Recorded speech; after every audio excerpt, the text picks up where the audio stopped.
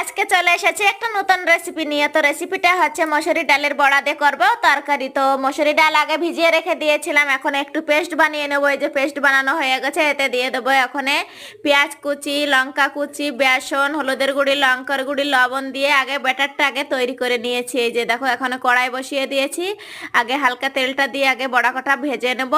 তো এই যে এক এক করে বড়া কটা উঠিয়ে দিচ্ছি, ভালো করে নেড়ে চেড়ে ভেজে নিতে হবে বড়া কটা। তো বড়া ভাজা হয়ে গেছে, এখানে আগে আলু কটা, তরকারির জন্য আলু কটা আগে ভেজে নিতে হবে লাল লাল করে। তো আগে সরষের তেল দিয়ে তরকারিটা রান্না করব। তো দিয়ে দিয়েছি জিরে ফোড়ন, শুকনো ঝাল, পেঁয়াজ, কাঁচা ঝাল, আদা রসুন পেস্ট।